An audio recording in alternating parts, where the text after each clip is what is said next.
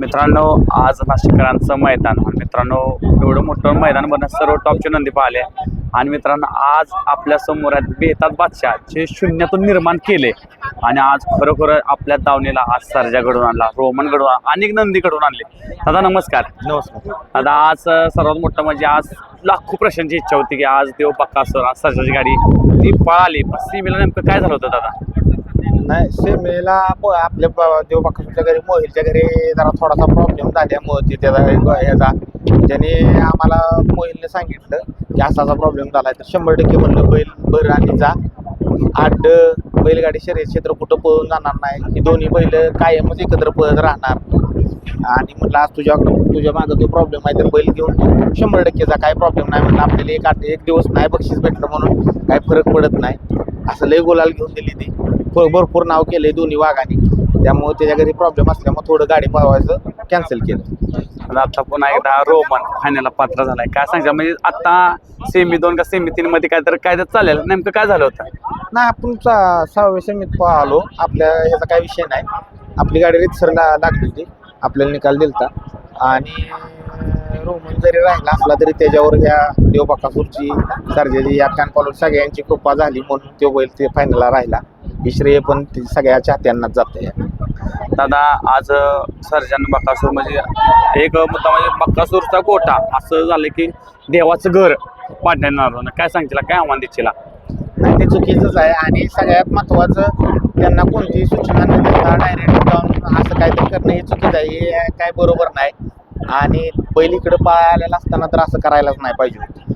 म्हणजे त्या गोष्टीचा आपण निषेधच करतो, कधीच समर्थन होणार नाही. जरी काय ते कागदपत्री त्यांचा काय विषय असेल नसेल ते आपल्याला माहीत नाही, पण पहिलीकडे पाय आलाय आणि मागं अशा काही गोष्टी करणं हे चुकीचं आहे. मग याला काय म्हणतो नालायकपणाच्या गोष्टी असल्या असते, असं करायचं नाही. तो तिथं असताना त्यांना सांगून बाबा आज एवढी मुख्य जनावर त्या गोठ्यात आहे, ती माणूस एक परी घर असतं, जर मालकाचं राहायला ते पाडा, माणूस पर्यायी मार्ग एका तासात हुडकू शकतो. पण जनावरांनी काय करायचं? अजून उन्हाळ्याचं एवढे दिवस आहे, जर ते गोठा जर तिथला हलवण्यात आला तर एक नंदी म्हणजे बकासूर देव आहे म्हणून त्याचा विचार करणं असा विषय नाही. त्या गोठ्यात अनेक जनावर आहेत, आपण बघितलीत सगळ्यांनी, ती कुठं त्यांनी घेऊन जायचं? म्हणजे त्यांच्यापुढे लय मोठा देव प्रश्न उभा राहील. त्यांचं काय असेल नसेल ते आपल्याला काय माहीत नाही, पण ते जे कोण आलते त्यांनी पण त्या जनावरांचाही विचार करावा. आणि त्यांनी त्या गोष्टीचा विचार केला तर त्या गोष्टीचा त्यांना पुण्यच लाभेल. 4 पैसे कमी काय गोष्टी असतील त्या पैशाच्या प्रॉपर्टी ते आपल्याला माहीत नाहीत, त्यानं काय लय मोठा माणूस नाही, पण पुण्य आयुष्यभर माणसाला पुरतो. आता आज दोन्ही नंदीचा आशीर्वाद आज आपल्या रोमनला लागला आणि गाडी फायनल पात्रत आहे, ते श्रेयच म्हणायला लागले. हो, ते श्रेय बकासूरच्या सर्जाच्या फॅन फॉलोअर्सनी श्रेय आहे. ती गाडी गेली तरी लोकांची इच्छा होती बाबा ही गाडी राहावं, 100% गाडी राहिली पाहिजे. आज एवढं मोठं नियोजन आहे, कसं वाटतं नियोजन? आज मैदानाचं नियोजन एकच नंबर आहे. म्हणजे नाशिक जिल्ह्यात आलो आपण, मैदानाकडे बघून खरंच अभिमान वाटला नाशिक जिल्ह्यात की मैदान घेऊन दाखवलं. ते पहिल्यांदा झालाय ना, आलोय बऱ्याच वेळा, पण हे मागच्या वर्षी आलो नव्हतो या मैदानाला पहिल्यांदाच. काय सांगशील, काय आव्हान त्याला बैलगाडी क्षेत्रामध्ये? आज बडदादा आज एक कानाव गोष्ट झाली की आपले की आज तुमचा एक कुठेतरी विषय निघाला की बडदादा खूप संघर्ष केलाय. आता संघर्षामुळं आज अनेक दिवस म्हणजे संघर्ष भरपूर करावा लागतोय आणि सर्जा घडला, अनेक नंदी घडले, एक नंदी घडत पण वेळ लागतोय. काय माहिती आहे का, संघर्ष स्ट्रगल करणं हे आपल्या आयुष्याचा एक भाग आहे, ते करतच राहिलं पाहिजे. ते केलं तर तुम्हाला यश मिळणार आहे. आज तुम्ही मला सांगा, मी दुनियाच काय उदाहरण देत नाही, ज्यावेळी हे चॅनल तुम्ही चालू केलं, ज्यावेळी तुम्ही ह्यात काम करायला पडला त्यावेळी तुम्हाला किती विरोध होता, तुम्हाला किती संघर्ष करायला लागला तुम्हाला माहिती आहे.